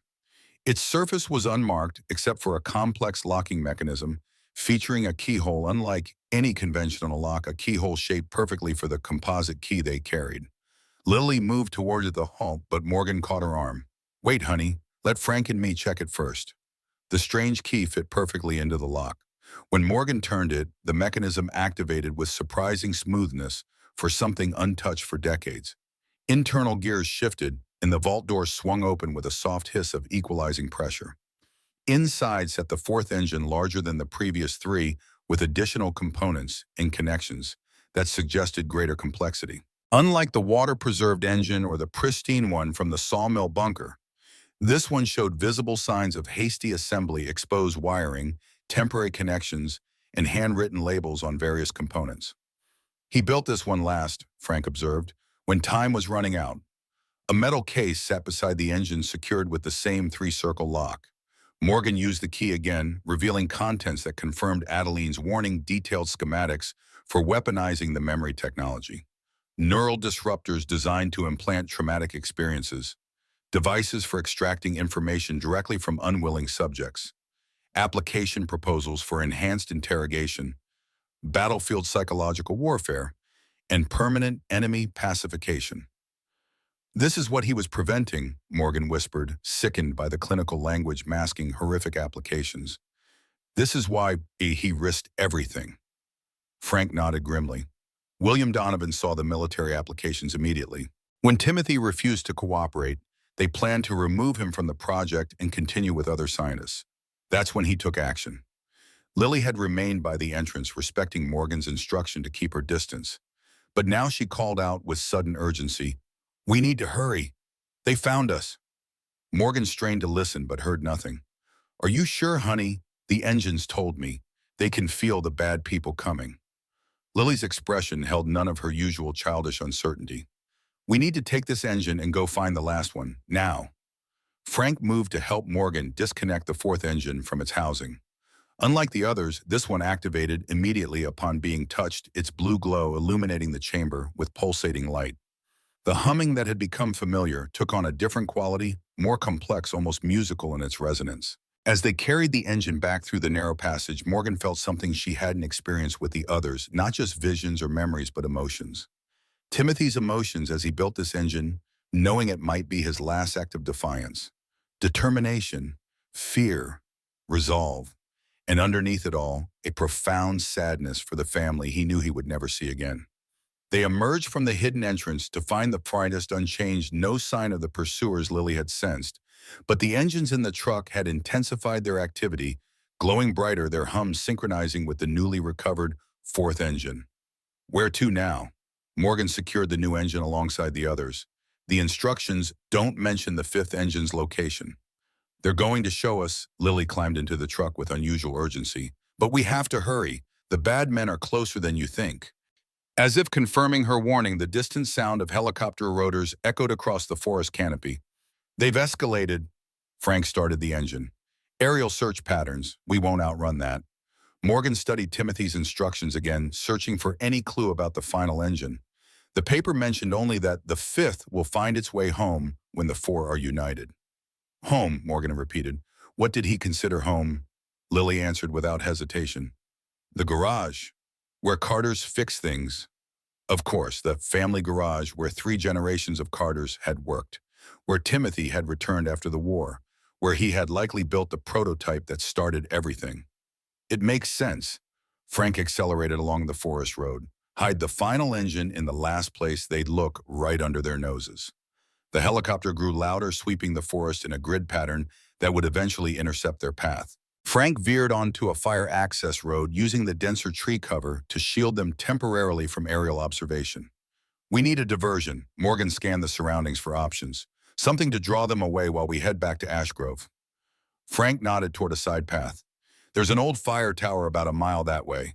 If we could create a signal there, something that mimics the engine's electromagnetic signature, it might buy us time." "How do we do that?" Frank reached into his duffel bag and withdrew a small device. Timothy wasn't the only one who prepared for this day. This transmitter can simulate the engine's frequency not perfectly, but enough to confuse their instruments temporarily. The plan formed quickly. Frank would take the transmitter to the fire tower, activate it, then make his way back to Ash Grove by an alternate route. Meanwhile, Morgan and Lily would continue with the engines using back roads to return to the garage. Be careful. Morgan helped Frank retrieve the transmitter from his bag. These people won't hesitate to use force. Frank's weathered face crinkled in a grim smile. I've been avoiding them for 40 years. Old dogs know all the tricks. They parted ways at the junction, Frank disappearing into the forest with the transmitter, while Morgan took the wheel of the truck. In the rear-view mirror, she saw the helicopter change direction, moving away from their position toward the higher ground where the fire tower stood. It's working. Morgan exhaled slowly.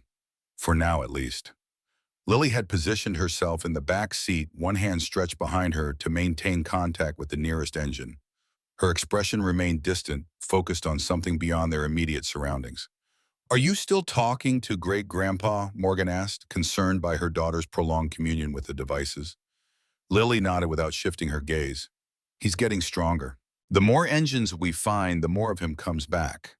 She finally turned to face Morgan, her eyes reflecting the engine's blue glow. He says the last engine is the most important. It has the truth even he was afraid to face.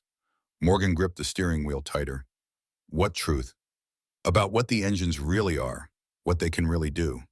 Lily's voice took on that unsettling adult cadence again.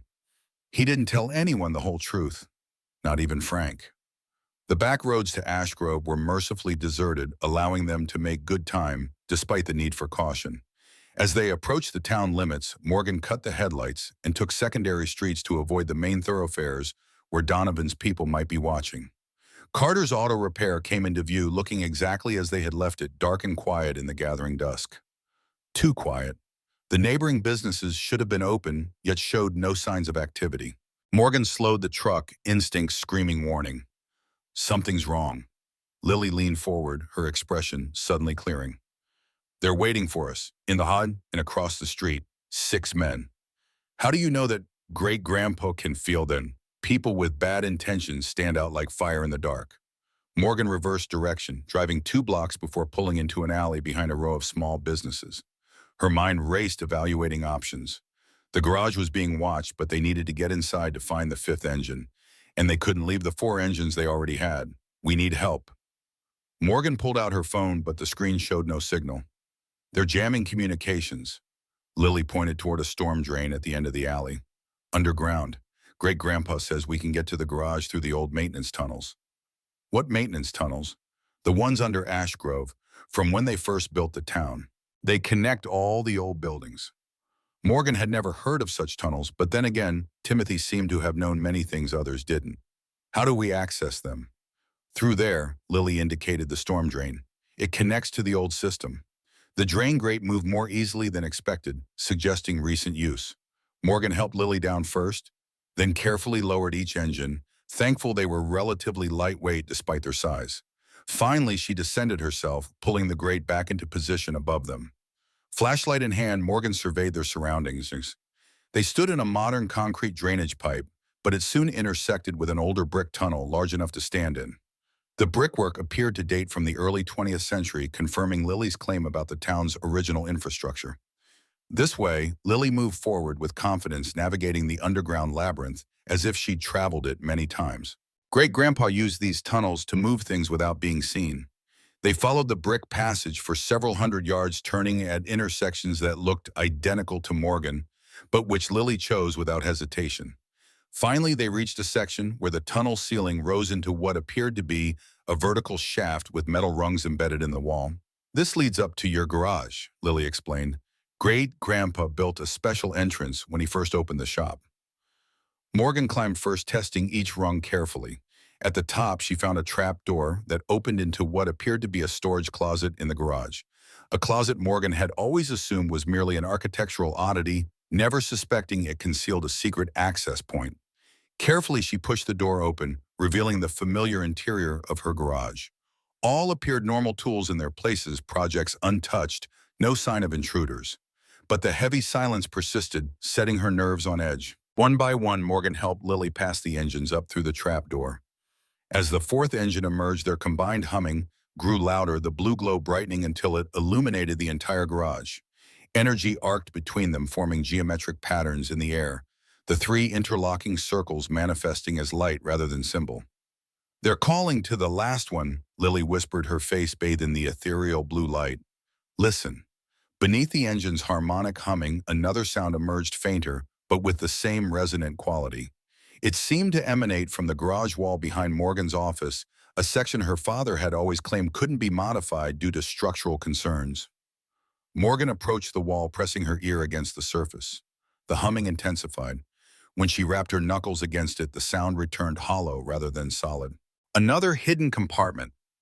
Morgan examined the wall more carefully, finding a nearly invisible seam running along one edge. "But how do we open it?" Lily brought the composite key, holding it out with solemn certainty. "Not with this. With blood. Great-grandpa made sure only a Carter could open it." Morgan noticed a small, discolored section of the wall, what appeared to be a rust stain, but on closer inspection revealed itself as a sophisticated scanner, disguised as a mundane imperfection. The technology seemed impossibly advanced for the 1940s, yet another indication of Timothy's genius beyond his time. "Press your hand there, Mommy. It needs to recognize you." Morgan placed her palm against the scanner. For a moment, nothing happened. Then a warm sensation spread through her hand, followed by a slight pricking feeling, the device taking a microscopic blood sample. The wall panel slid sideways, revealing a climate-controlled chamber built into the foundation itself. Within the chamber, nestled in a custom housing, sat the fifth engine. Unlike the others, this one appeared almost organic, its metal surfaces flowing in curves rather than angles, with what looked like crystalline structures integrated throughout. It pulsated with blue light even before they touched it, responding to the proximity of its counterparts. "The control node," Lily whispered reverently, "the one that connects all the others." As Morgan carefully removed the fifth engine from its housing, she noticed a sealed metal container beside it. Inside, she found a leather-bound journal, newer than the one she'd discovered in the first engine, its pages filled with Timothy's handwriting, but more urgent, less measured than his earlier entries. His final record, Morgan realized, written during those last days before he disappeared. She had no time to read it now. The four engines they'd already recovered had begun moving of their own accord, sliding across the garage floor toward the fifth, like magnets drawn to a more powerful force. When they made contact, the effect was immediate and overwhelming. Blue light exploded outward, temporarily blinding Morgan. The humming escalated into a harmonic chord that resonated at a frequency she felt rather than heard. Electricity crackled across the surface of the united engines, forming a coherent field of energy that expanded to fill the garage. Within this field, reality itself seemed to waver. The air shimmered like heat above asphalt, and through this distortion, a figure began to take shape, translucent, at first, then gradually solidifying. The ghost of Timothy Carter stood before them. Not truly a ghost, Morgan realized, but a projection of consciousness, the fragmented pieces of Timothy's mind reunited through the five engines. He appeared as he had in the photos, in Lily's drawings, a man in his 30s dressed in 1940s attire, his features strikingly similar to Morgan's own. It worked. The apparition spoke, its voice carrying the same resonant quality as the engine's hum. After all these years, it actually worked. Lily approached without fear, reaching toward the figure. Her hand passed through its arm, confirming it had no physical substance. "Great-grandpa, I knew you'd come back." The projection smiled, its expression containing both wonder and sorrow. "Not back, little one. Never truly back. Just preserved. A reflection, not the man." Morgan stepped forward, her scientific mind struggling to process what she was witnessing. "How is this possible? What exactly did you do?" "Oy." Timothy's projection turned toward her, recognition in its eyes. "Morgan, my granddaughter, you have your father's determination." The figure gestured toward the united engines. "What you're seeing is the culmination of Project Widow, not as the military intended, but as I envisioned it. Not a weapon, but a bridge across time. You found a way to preserve your consciousness," Morgan said slowly, "to transmit it forward through decades. Only fragments, echoes of who I was." The projection flickered slightly, as if maintaining coherence required effort. "The technology was theoretical, experimental. I knew the military would weaponize it if they understood its full potential, so I concealed the truth even from my colleagues. What truth? Morgan demanded. What can these engines really do? Timothy's projection seemed to gather itself, becoming more solid as it drew energy from the unified field. They don't just store memories or consciousness. When properly configured, they can transfer consciousness, not just preserve it, move it, across time. The implications staggered Morgan. Time travel? That's impossible. Not physical travel, mental. Consciousness disconnected from its original neural substrate and reconnected to another across temporal distance. Timothy's image paced the garage floor, moving as he must have in life when explaining complex concepts. I discovered it by accident. Test subjects reported not just reliving memories, but experiencing new ones, memories they couldn't possibly have had. Then I realized they were accessing consciousness from their future selves. Lily, who had been watching with solemn attention, nodded as if this merely confirmed what she already knew. That's why I can see things. I'm not just talking to you, I'm remembering you. Precisely. Timothy knelt before her, his incorporeal form at eye level with the child. The corridor bloodline has always had unusual neurological patterns, heightened connectivity between regions typically separated in most brains. It makes us receptive to the technology in ways others aren't. Morgan struggled to process these revelations. So these engines could allow people to, what? Send their consciousness back in time or forward? With precise calibration, yes, but the ethical implications were too dangerous to trust to military oversight. Timothy's projection rose, turning back to Morgan. I sabotaged the project not just to prevent psychological weapons, but to prevent temporal manipulation, the ultimate form of power. Imagine governments altering history by sending knowledge backward or controlling the future by accessing it in advance. The sound of vehicles outside interrupted their conversation. Car doors slammed, followed by the crunch of footsteps on gravel. They've found us. Morgan moved toward the hidden entrance, ready to escape the way they'd come. Timothy's projection raised a hand. No need to run, not anymore. He gestured toward the united engines now pulsating in perfect synchronization. The field is stabilizing. We can end this permanently. How? By showing them the truth. All of them. Richard Donovan, the military contractors, everyone involved. Timothy's form grew brighter, drawing more energy from the engines. They've been chasing weapons all these years, never understanding what they were really pursuing. The garage door burst open, revealing Richard Donovan, flanked by 4 men in tactical gear. They froze at the threshold, weapons half-raised, expressions shifting from determined to stunned as they beheld the scene before them. The 5 glowing engines, the translucent figure standing amid them, and the woman and child who showed no fear at their intrusion. What the hell is this? Donovan's voice faltered, his usual confidence shattered by the impossible sight before him. Timothy's projection turned toward the newcomers, its light intensifying. Hello, Richard. I've been waiting a long time for this conversation. Donovan staggered backward, recognition dawning on his face. Carter, Timothy Carter. This is impossible. No more impossible than what your father tried to achieve. Timothy's voice remained calm, almost gentle. You've spent your life chasing shadows, Richard. Pursuing technology you never understood for purposes that would have destroyed you. The armed men flanking Donovan raised their weapons, but found themselves unable to advance into the blue energy field surrounding the engines. One tried to force his way forward and cried out in pain, dropping his weapon as if it had burned him. Timothy addressed them directly. The field reacts to hostile intent. Another safety feature I built in. He turned back to Donovan. You came for weapons, but I offer you something more valuable, truth. The projection gestured and the blue field expanded, enveloping Donovan and his men. Within the field, images formed, not just Timothy's memories this time, but a comprehensive history of Project Widow. The original therapeutic purpose. William Donovan's intervention. The shift toward weaponization. The test subjects driven to madness. Timothy's growing horror and ultimate sabotage. And finally, the true purpose. Timothy had discovered the technology's ability to bridge consciousness across time, not just preserve it. Morgan watched as Donovan's expression transformed from fear to disbelief to gradual understanding. His men lowered their weapons, equally transfixed by the revelations unfolding around them. Your father didn't understand what he was trying to control. Timothy's projection addressed Donovan directly. Neither did the military. I couldn't allow such power to be weaponized not just for the damage it would do to individual minds, but for the catastrophic implications of temporal manipulation. Donovan sank to his knees, the weight of understanding finally breaking through decades of conditioned hatred. All these years, chasing weapons that would have destroyed us. And the universe has safeguards against paradox.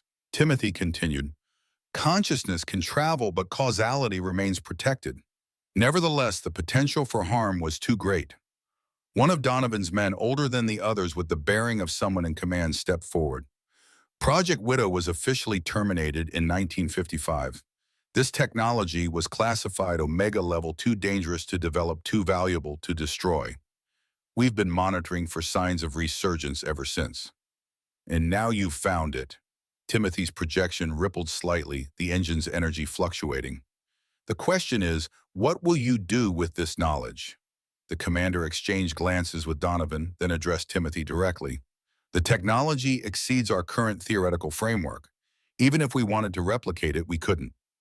Precisely why I designed it this way, Timothy replied. The engines operate on principles that won't be properly understood for generations. I merely stumbled upon them through intuitive connections others missed. Morgan stepped forward, placing herself between Lily and the intruders. So what happens now? You just leave us alone. The commander holstered his weapon, signaling his men to do the same.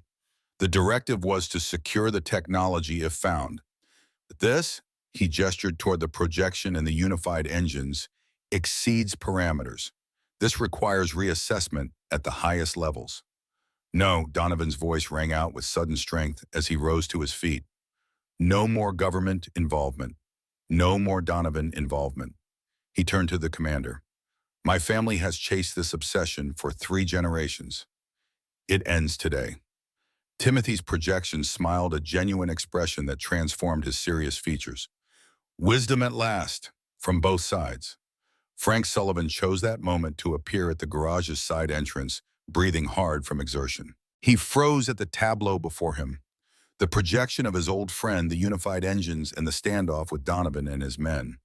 Timothy, Frank's voice cracked with emotion. Is it really you?